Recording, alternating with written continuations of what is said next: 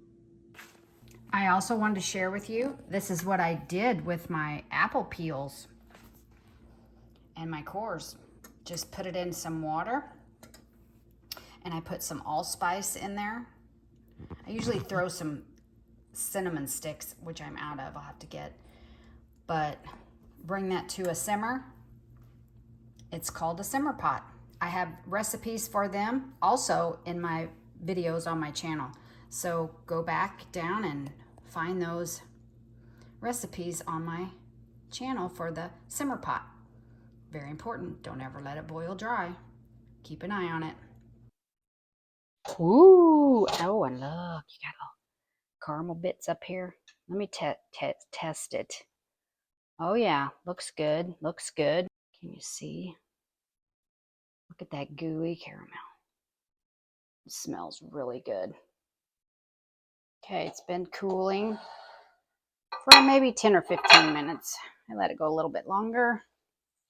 So now, I hope she comes out.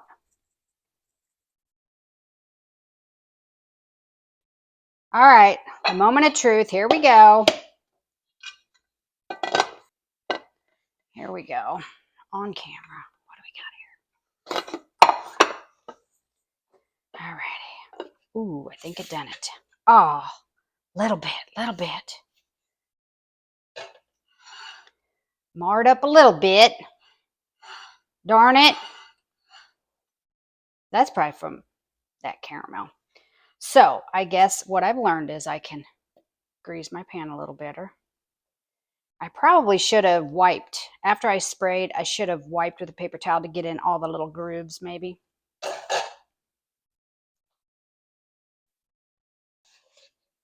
So what I'm going to do is I'm just going to taste right out of here for you. Grab a fork. Wow, there's a piece with a bunch of apple right there. Ooh, and it's got some caramel in it. Mmm. Wow, I love it. Oh, gooey. Mm-hmm. Close my eyes. I taste caramel apple. Yes. Oh, she's delicious. Mmm. Look at that gooey on my fork. I'm going to let this finish cooling just a little bit more before I drizzle my icing on. And I will be back and send you, I'll put a picture of after I drizzle the icing on. So until next time, take care of yourself and each other. And try out this recipe. It's really delicious. Bye.